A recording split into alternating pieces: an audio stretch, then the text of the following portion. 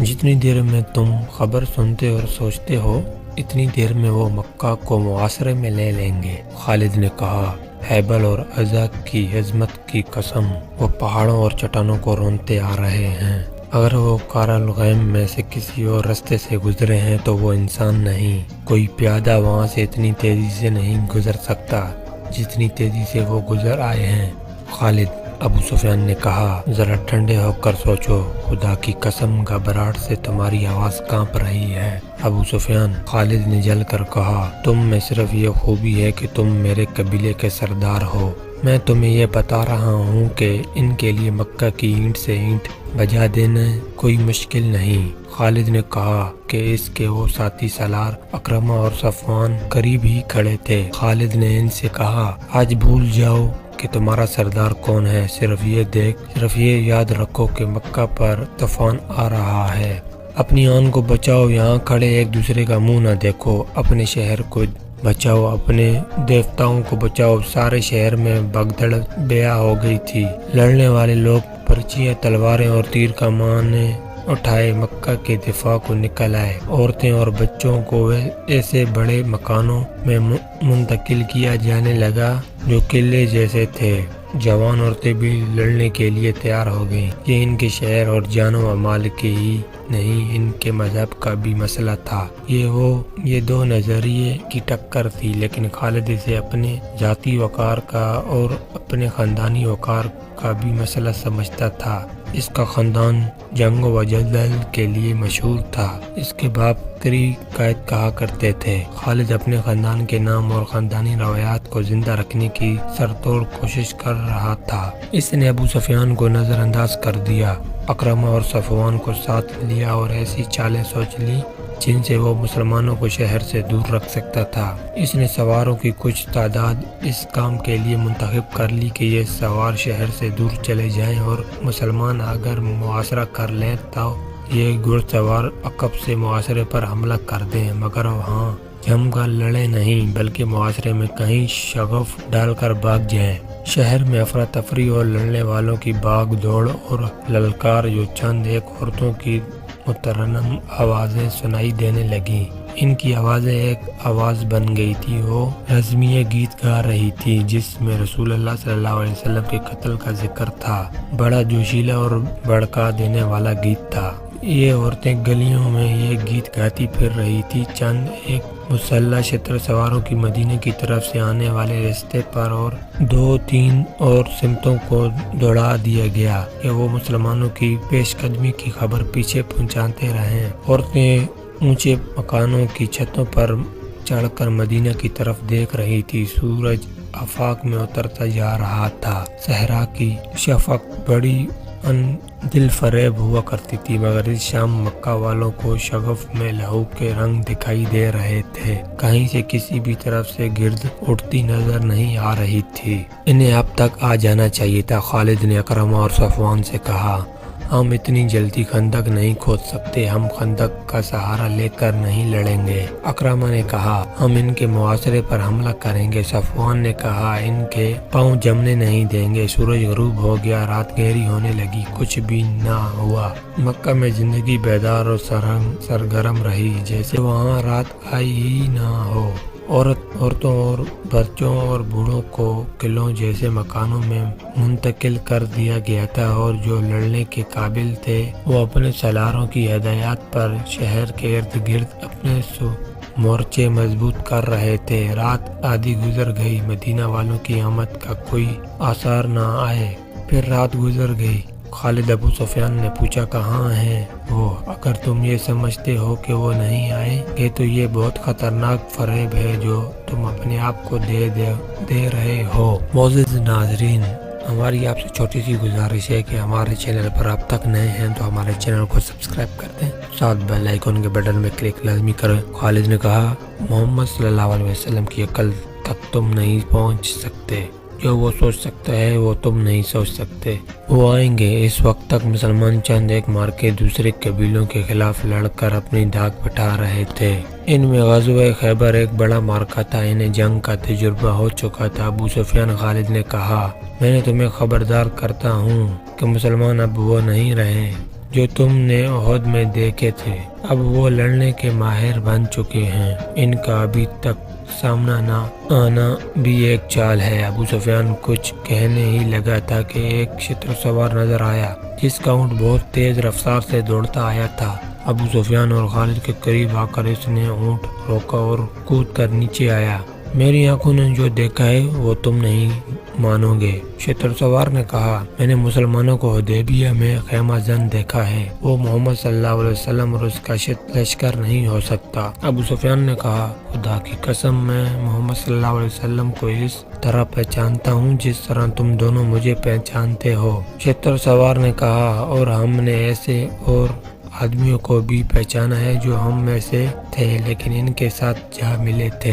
حدیبیہ مکہ سے 13 میل دور مغرب میں ایک مقام تھا۔ رسول کریم صلی اللہ علیہ وسلم خون ریزی سے بچنا چاہتے تھے، اس لیے آپ صلی اللہ علیہ وسلم مکہ سے دور حدیبیہ میں جا خیمہ زن ہوئے تھے۔ ہم ان پر شب خون ماریں گے، خالد نے کہا، انہیں سستانے نہیں دیں گے۔ وہ جس راستے سے حدیبیہ پہنچے ہیں اس راستے نے انہیں تھکا دیا ہوگا، ان کی ہڈیاں دکھ رہی ہوں گی، وہ تازہ دم ہو کر مکہ پر حملہ کریں گے، ہم انہیں آرام نہیں کرنے دیں گے، ہم انہیں وہاں سے بھگا سکتے ہیں۔ ابو سفیان نے کہا، چھاپا مار جیش تیار کرو۔ رسول اکرم صلی اللہ علیہ وسلم نے اپنی خیمہ گاہ کی حفاظت کا انتظام کر رکھا تھا۔ گھڑ سوار جیش رات کو خیمہ گاہ کے ارد گرد گشتی پہرا دیتے تھے، دن کو وہ بھی پہرے کا انتظام تھا۔ ایک اور گھڑ سوار جیش نے اپنے جیسا ایک گھڑ سوار جیش دیکھا جو خیمہ گاہ سے دور آہستہ آہستہ چلا جا رہا تھا۔ مسلمان سوار ان سواروں کی طرف چلے گئے،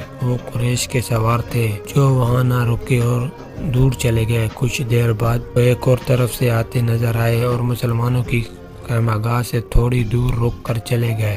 دوسرے روز وہ سوار خیمہ گاہ کے قریب آ گئے۔ اب کہ مسلمان سواروں کا ایک جیش جو خیمہ گاہ سے دور نکل گیا تھا واپس آ گیا۔ اس جیش نے ان سواروں کو گھیر لیا، انہوں نے گھیرے سے نکلنے کے لیے ہتھیار نکال لیے۔ ان میں جھڑپ ہو گئی لیکن مسلمان سواروں کے کماندار نے اپنے سواروں کو روک لیا، انہیں نکل جانے دو۔ جیش کے کماندار نے کہا، ہم لڑنے آئے ہوتے تو ان میں سے ایک کو بھی زندہ نہ جانے دیتے۔ وہ مکہ کے لڑاکے سوار تھے، انہوں نے واپس جا کر ابو سفیان کو بتایا، چند اور سواروں کو بھیجو۔ ابو سفیان نے کہا، ایک شب خون مارو میرے قبیلے کے سردار۔ ایک سوار نے کہا، ہم نے شب خون مارنے کی بہت کوشش کی لیکن ان کی خیمہ گاہ کے ارد گرد دن رات گھڑ سوار گھومتے پھرتے رہتے ہیں۔ قریش کے چند اور سواروں کو بھیجا گیا، انہوں نے شام کے ذرا بعد شب خون مارنے کی کوشش کی لیکن مسلمان سواروں نے ان کے کچھ سواروں کو زخمی کر کے وہاں سے بھگا دیا۔ مکہ والوں پر تذبذب کی کیفیت طاری تھی، وہ راتوں کو سوتے بھی نہیں تھی، معاشرے کے ڈر سے وہ ہر وقت بیدار اور چوکس رہتے تھے اور دن گزرتے جا رہے تھے۔ آخر ایک روز مکہ میں ایک مسلمان سوار داخل ہوا، یہ حضرت عثمان رضی اللہ تعالیٰ عنہ تھے۔ انہوں نے ابو سفیان کے متعلق پوچھا، ابو سفیان نے دور سے دیکھا اور دوڑا آیا، خالد بھی آ گیا۔ میں محمد صلی اللہ علیہ وسلم کا پیغام لے کر آیا ہوں۔ حضرت عثمان رضی اللہ تعالیٰ عنہ نے کہا، ہم لڑنے نہیں آئے، ہم عمرہ کرنے آئے ہیں، عمرہ کر کے چلے جائیں گے اگر ہم اجازت نہ دیں تو۔ ابو سفیان نے پوچھا، ہم مکہ والوں کا نہیں خدا کا حکم ماننے والے ہیں۔ حضرت عثمان رضی اللہ تعالیٰ عنہ نے جواب دیا، ہم اپنے اور اپنی عبادت گاہ کے درمیان کسی کو حائل نہیں ہونے دے کرتے۔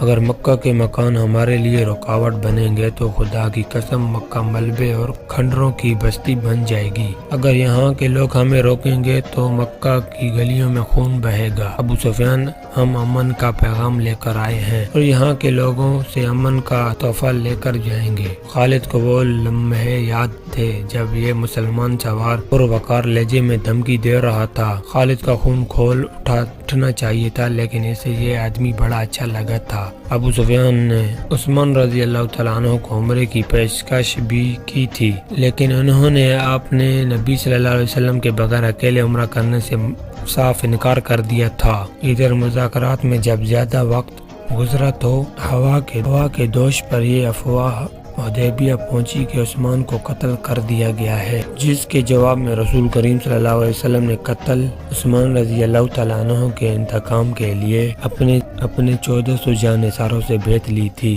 اسی بیعت تاریخ میں بیعت رضوان کے نام سے یاد کیا جاتا ہے اور اسی بیعت کی وجہ سے ابو سفیان سمجھوتے پر راضی ہوا تھا۔ پھر ایک صلح نامہ تحریر ہوا تھا، اسے صلح حدیبیہ کے نام دیا گیا ہے۔ مسلمانوں کی طرف سے اس پر رسول اکرم صلی اللہ علیہ وسلم اور قریش کی طرف سے سہیل بن عمرو نے دستخط کیے تھے۔ اس صلح نامے میں طے پایا تھا کہ مسلمان اہل قریش 10 سال تک نہیں لڑیں گے اور مسلمان آئندہ سال عمرہ کرنے آئیں گے اور مکہ میں 3 دن ٹھہر سکیں گے۔ رسول کریم صلی اللہ علیہ وسلم نے قریش میں سے تھے۔ خالد آپ صلی اللہ علیہ وسلم کو بہت اچھی طرح جانتا تھا، لیکن اب اس نے آپ صلی اللہ علیہ وسلم کو دیکھا تو اس نے محسوس کیا کہ یہ کوئی اور محمد صلی اللہ علیہ وسلم ہے۔ وہ ایسا متاثر ہوا کہ اس کے ذہن سے اتر گیا یہ وہی محمد صلی اللہ علیہ وسلم ہے جسے وہ اپنے ہاتھوں قتل کرنے کے منصوبے بتاتا رہتا تھا۔ خالد نبی کریم صلی اللہ علیہ وسلم کو ایک سالار کی حیثیت سے زیادہ دیکھ رہا تھا۔ وہ آپ صلی اللہ علیہ وسلم کی عسکری اہلیت کا قائل ہو گیا تھا۔ صلح حدیبیہ تک مسلمان رسول کریم صلی اللہ علیہ وسلم کی قیادت میں چھوٹے بڑے 28 معرکے لڑ چکے اور فتح و نصرت کی داغ بٹھا چکے تھے۔ مسلمان عمرہ کر کے چلے گئے۔ 2 مہینے گزر گئے۔ ان 2 مہینوں میں خالد پر خاموشی طاری رہی، لیکن اس خاموشی میں ایک طوفان اور ایک انقلاب پرورش پا رہا تھا۔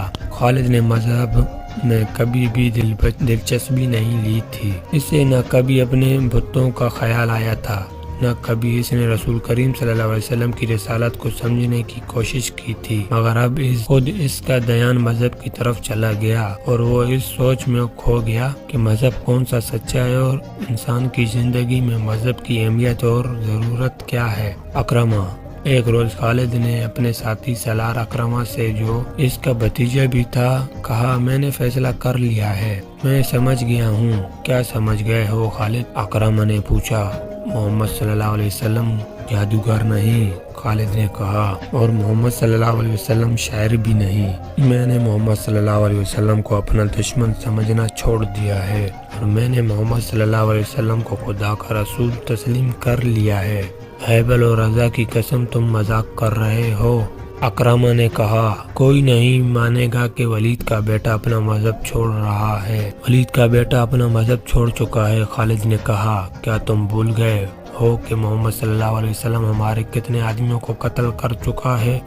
اکرمہ نے کہا۔ تم ان کے مذہب کو قبول کر رہے ہو جن کے تو خون کے ہم پیاسے ہیں۔ میں نے فیصلہ کر لیا ہے اکرمہ، خالد نے 2 لوگ لہجے میں کہا۔ میں نے سوچ سمجھ کر فیصلہ کیا ہے۔ اسی شام ابو سفیان نے خالد کو اپنے ہاں بلایا۔ اکرمہ بھی وہاں موجود تھا۔ کیا تم بھی محمد صلی اللہ علیہ وسلم کی باتوں میں آ گئے ہو؟ ابو سفیان نے اس سے پوچھا۔ تم نے ٹھیک سنا ہے ابو سفیان، خالد نے کہا۔ محمد صلی اللہ علیہ وسلم کی باتیں ہی کچھ ایسی ہیں۔ مشہور مورخ واقدی نے لکھا ہے کہ ابو سفیان قبیلے کا سردار تھا۔ اس نے خالد کا فیصلہ بدلنے کے لیے اسے قتل کی دھمکی دی۔ خالد اس دھمکی پر مسکرا دیا، مگر اکرمہ برداشت نہ کر سکا، حالانکہ وہ خود خالد کے اس فیصلے کے خلاف تھا۔ ابو سفیان اکرمہ نے کہا، میں تمہیں اپنے قبیلے کا سردار مانتا ہوں، لیکن خالد کو جو تم نے دھمکی دی ہے وہ میں برداشت نہیں کر سکتا۔ تم خالد کو اپنا مذہب بدلنے سے نہیں روک سکتے۔ اگر تم خالد کے خلاف کوئی کارروائی کرو گے تو ہو سکتا ہے کہ میں بھی خالد کے ساتھ مدینہ چلا جاؤں۔ اگلے ہی روز مکہ میں ہر کسی کی زبان پر یہ الفاظ تھے، خالد بن ولید محمد صلی اللہ علیہ وسلم کے پاس چلا گیا ہے۔ خالد یادوں کے ریلے میں بہتا مدینہ کو چلا جا رہا تھا۔ اسے اپنا ماضی اس طرح یاد آیا تھا جیسے وہ گھوڑے پر سوار مدینہ کو نہیں بلکہ پیادہ اپنی ماضی میں چلا جا رہا تھا۔ اسے مدینہ کے اونچے مکانوں کی منڈریں نظر آنے لگی تھی۔ خالد اسے کسی نے پکارا، لیکن اسے گزرے ہوئے وقت کی آواز سمجھ کر اس نے نظر انداز کر دیا۔ اسے گھوڑے کی ٹاپ سنائی دی۔ تب اس نے دیکھا اسے 2 گھوڑے اپنی طرف آتے دکھائی دیے۔ وہ رک گیا۔ گھوڑے اس کے قریب آ کر رک گئے۔ ایک سوار اس کے قبیلے کے مشہور جنگجو عمرو بن العاص تھے اور دوسرے عثمان بن طلحہ۔ دونوں نے ابھی اسلام قبول نہیں کیا تھا۔ کیا تم دونوں مجھے واپس مکہ لے جانے کے لیے آئے ہو؟ خالد نے ان سے پوچھا۔ تم جا کہاں رہے ہو؟ عمرو بن العاص نے پوچھا۔ اور تم دونوں کہاں جا رہے ہو؟ خالد نے پوچھا۔ خدا کی قسم ہم تمہیں بتائیں گے تو تم خوش نہیں ہوگے۔ عثمان بن طلحہ نے کہا ہم مدینہ جا رہے ہیں، بات پوری کرو عثمان۔ عمرو بن العاص نے کہا خالد ہم محمد صلی اللہ علیہ وسلم کا مذہب قبول کرنے جا رہے ہیں، ہم نے محمد صلی اللہ علیہ وسلم کو خدا کا سچا نبی مان لیا ہے، پھر ہم ایک ہی منزل کے مسافر ہیں۔ خالد نے کہا آؤ اکٹھے چلیں۔ وہ 31 مئی 628 عیسوی کا دن تھا جب تاریخ اسلام کے دو عظیم جرنیل خالد بن ولید رضی اللہ تعالیٰ عنہ اور عمرو بن العاص رضی اللہ تعالیٰ عنہ مدینہ میں داخل ہوئے۔ ان کے ساتھ عثمان بن طلحہ رضی اللہ تعالیٰ عنہ تھے۔ تینوں رسول کریم صلی اللہ علیہ وسلم کے حضور پہنچے۔ سب سے پہلے خالد بن ولید اندر گئے، ان کے پیچھے عمرو بن العاص رضی اللہ تعالیٰ عنہ گئے اور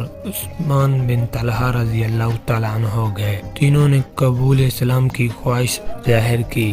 رسول اللہ صلی اللہ علیہ وسلم اٹھ کھڑے ہوئے اور تینوں کو باری باری گلے لگایا۔ شہیدوں کو دل سے اتار دیں، ذہن سے ان کا نام و نشان مٹا دیں، ان کی یادوں کو شراب میں ڈبو دیں۔ اس زمین پر جو خدا نے ہمیں شہیدوں کے صدقے عطا کی ہے، بادشاہ بن کر گردن اکڑا لیں اور کہیں کہ میں ہوں اس زمین کا شہنشاہ، شہیدوں کے نام پر مٹی ڈال دیں۔ کسی شہید کے کہیں قبر نظر آئے تو اسے زمین سے ملا دیں، مگر زندگی کے ہر موڑ اور ہر دوراہے پر آپ کو شہید کھڑے نظر آئیں گے۔ آپ کے ذہن کے کسی گوشے سے شہید اٹھیں گے اور شراب اور انسانیت کا نشہ توڑ دیں گے۔ جس نے تخت و تاج کے نشے میں شہیدوں سے بے وفائی کی، وہ شاہ سے گدھا اور ذلیل و خوار ہو، کیونکہ اس نے قرآن کے اس فرمان کی حکم عدولی کی کہ شہید زندہ ہیں، انہیں مردہ مت کہو۔ عرب کے ملک اردن میں گمنام سا ایک مقام ہے جس کا نام موتا ہے، کہ قریب سے گزر جانے والوں کو بھی شاید پتہ نہ چلتا ہوگا کہ وہاں ایک بستی ہے۔ اس کی حیثیت چھوٹے سے ایک گاؤں سے بڑھ کر اور کچھ بھی نہیں، لیکن شہیدوں نے اردن کے بادشاہ کو اپنی موجودگی کا اور اپنی زندگی کا جو انہیں اللہ تعالیٰ نے عطا کی ہے احساس دلا دیا ہے۔ وہ جس مارکے میں شہید ہوئے تھے وہ 13.5 صدیاں پہلے اس مقام پر لڑا گیا تھا۔ پھر یہ مقام گزرتے زمانے کی اڑتی ریت میں دبتا چلا گیا۔ کچھ عرصے سے موتا کے رہنے والے ایک عجیب صورتحال سے دوچار ہونے لگے۔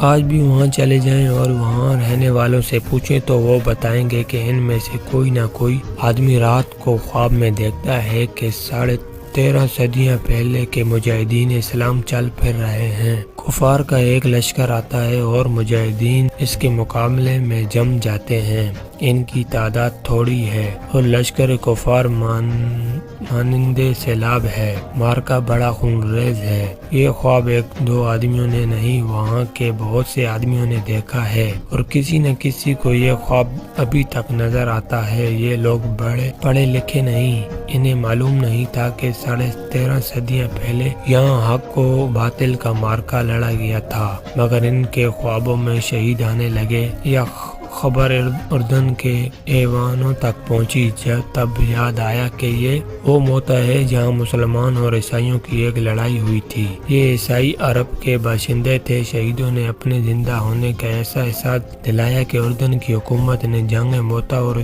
جنگ کے شہیدوں کی یادگار کے طور پر ایک نہایت خوبصورت مسجد تعمیر کرنے کا امکان جاری کر دیا۔ مسجد کی تعمیر 1868 عیسوی میں شروع ہوئی تھی۔ اس جنگ میں 3 سپہ سالار زید بن حارثہ رضی اللہ تعالیٰ عنہ، جعفر بن ابی طالب رضی اللہ تعالیٰ عنہ اور عبداللہ بن رواں رضی اللہ تعالیٰ عنہ یک کے بعد دیگر شہید ہو گئے تھے۔ ان تینوں کی قبریں موتا سے تقریباً 2 میل دور ہیں، جو ابھی تک محفوظ ہیں۔ مدینہ میں آ کر خالد بن ولید نے اسلام قبول کیا تو ان کی ذات میں عظیم انقلاب آ گیا۔ 3 مہینے گزر گئے تھے۔ خالد بن ولید رضی اللہ تعالیٰ عنہ زیادہ تر وقت رسول کریم صلی اللہ علیہ وسلم کے حضور بیٹھے فیض حاصل کرتے رہے، مگر انہیں ابھی عسکری جوہر دکھانے کا موقع نہیں ملا تھا۔ وہ فن حرب کے ماہر جنگجو تھے، ان کا حسب و نسب بھی عام عربوں سے اونچا تھا، لیکن انہوں نے ایسا دعویٰ نہ کیا کہ انہیں سالار کا رتبہ ملنا چاہیے۔ انہوں نے اپنے آپ کو